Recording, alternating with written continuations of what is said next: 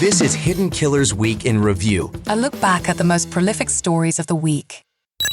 This is the Hidden Killers podcast with Tony Brueski. Featuring defense attorney, Hidden Killers daily contributor, and host of the Defense Diaries podcast, Bob Motta. The case against Richard Allen, it's, again, more twists, more turns. It's never a boring day as we discuss if he is, in fact, the Delphi murderer. After 60-plus confessions and 22 months in custody, does that reveal the truth? Is that going to sink his ship? Joining me to discuss, Bob Motta, defense attorney, host of the podcast Defense Diaries. Go download that wherever you get podcasts, also on YouTube. Bob, you were there at, we talked about day 1 and day 2 last week. Day 3, you were there as well. And, you know, now a little bit out. What was your takeaways on day 3 and overall of how all these hearings went? Day 3 was essentially the state's motion in limine to exclude the third-party culprit defense from them being able to bring it in. Mm-hmm. And it was, even though it was the state's motion, it was really the defense that had to put on the case because they had to convince the judge that there's a nexus between any of these individuals that they've named as third-party culprits and to the crime. Mm-hmm. So meaning that, you know, and we could argue all day, does the Elvis Fields thing, putting himself there, how is that any different than Richard Allen putting himself there? Yeah. You know, I mean, it's like, I think that there's some type of nexus, but ultimately, you know, they put on a ton of witnesses. They put on their own expert who was a gal who was pretty learned. I've heard people trashing her over the interwebs, and I'm like, well, she's got an education level. She trains the feds. She typically testifies on behalf of the prosecution. So it seems disingenuous for people to be trashing her. I mean, and it's because her opinion that she thought that the crime scene looked like a textbook ritualistic killing. Mm-hmm. So like, and that was her opinion, and they couldn't sway her on it. You know, so she testified, and, you know, they then put on 2 of the cops, Kevin Murphy and Todd Click, who were 2 of the cops who continued to investigate. You know, but the state was pretty effective in terms of their cross-examination. You know, they said, look, with all these guys, no matter all these different little things that you found that seemed to indicate they might have been involved, you can't place any of those guys at the bridge, can you? No, you can't provide any kind of evidence that they had any connection with Delphi, can you? No. Like, so they had to answer those questions truthfully. You know, the problem from the defense side of it is that they're limited in terms of their investigation. They're not going to be able to go and subpoena these guys' phones and do all the things that they need to do in order to try to prove that they were there. And now we're 7 years out. Mm-hmm. You know, so it's like you're trying to investigate from the defense side of it, but you don't have the resources and the capabilities that you have if you're law enforcement to investigate these types of things. Mm-hmm. So, like, ultimately, it gets down to me, the absolutely biggest piece of evidence that really kind of came out, which, again, much like Karen Reed, has me thinking they should not lean as much into that third-party culprit theory and lean into this phone data that I thought was bombshell. Mm-hmm. And that is that Libby's phone, all of a sudden at 4:33 a.m., pops back on, and a flood of 15 messages that people had been sending much earlier come onto the phone. Mm-hmm. You know, and this is the phone that's found under her shoe or in a shoe underneath her body. Mm-hmm. And to me, it's a game changer. I mean, somehow that phone went on. If I'm the defense, I am spending every dime I have to get the best forensic phone people on the planet in there to testify that there's only one way that happened, that somebody turned the phone back on at 4:33 a.m. It blows apart the state's timeline, because their timeline definitively is that the girls were killed between 2:30 and 3:30, period. That's it. Yeah. That they've painted themselves in that corner. And if you've got a situation where this phone is turning on inexplicably after no data coming in or out after like 5:47 p.m. Yeah. There's nothing. It's radio silent. And then all of a sudden at 4:33, where theoretically nobody's moving, right? I mean, you're talking two deceased girls, and all of a sudden this phone just pops on and all these messages. Like, that's indisputable that happened. It is, but can that be proven that the phone was turned off and turned on? I would imagine the log on the phone itself would show, powered off or whatever, powered off. If somebody turned it off, if it just ran out of battery, and then all of a sudden it comes back on at 4 something, is that it powering on and off?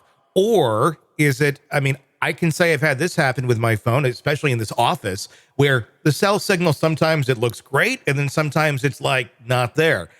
I can look like I'm going off the grid too for however long it decides to want to not actually be active. And all of a sudden, the signal seems to pick up, and then boom, a flood of texts come in.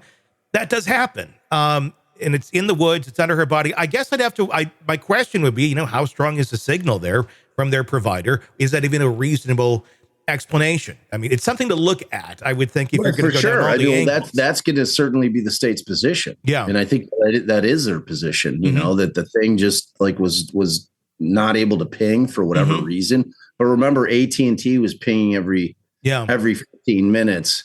The odds of 11 hours going by, true, and not one of those pings going through, to me indicates that somebody had turned the phone on and then turned it back on. I would imagine that's not. Yeah, I'd imagine there's a log on the phone that would be able to say how the phone went off if it lost signal, and that would show, I think, the answer to those questions. I don't think that's a question that's impossible for us to get the answer to. Exactly, and that's why I'm saying, man, forget spending money on experts trying to prove something that you're never going to be able to prove, which is that these 5 dudes are the guys who did it, because the defense doesn't have to prove that. To get to the reasonable doubt that you need to get to in this case, the most powerful evidence is the fact that phone popped back on at 4:30 or 4:30 in the morning, man.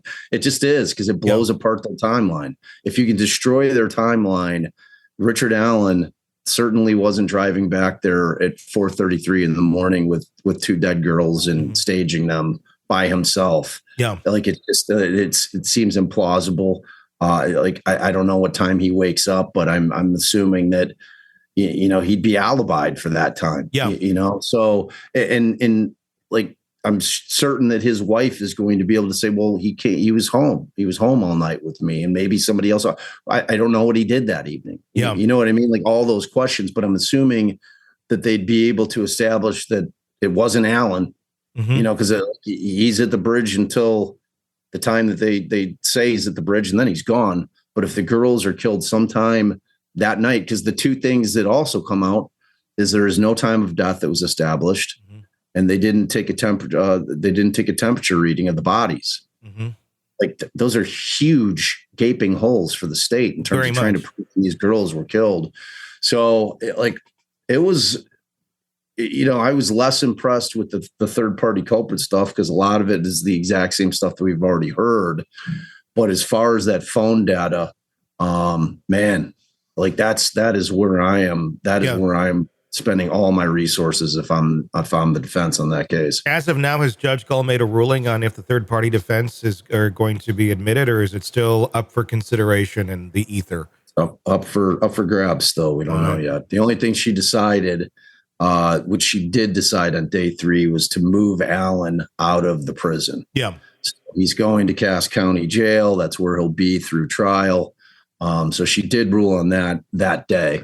And the thing with that is the damage done. Yeah. We heard the bombshell information that, he's confessed 61 times in some form or fashion, but it all happens in this 3-month period when he's eating his own feces. Yeah. I mean, how do you take any of that, anyone seriously, and anything they're saying, if like, I did it, and then they take a big bite, right. It's like, I would not take anything anyone's saying at that moment to be legit. I would take it to be a survival mechanism to get the hell out of that. And I'll say anything you want. I'll say I shot Kennedy if you want me to, right. If it gets me out of this hell that I'm experiencing. Exactly. So yeah, it's, and that thing's coming. That trial's coming. Like, I don't see any kind of continuances. I think this thing's going. Does that mean that there can't be, if because the one thing that's still kind of hanging out there is that the state's witness, this Cecil, he's a cop who's doing the extraction.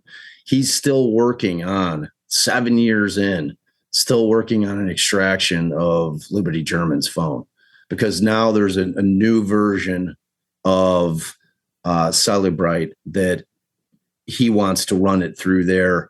And so they're still waiting. They're still waiting for this report. And like that phone, like to me, this case is all about the phone data. Yeah. Not just Liberty's phone, but what about Rick Allen's phone? Like, what is his? I've heard nothing about his phone. What's his phone showing?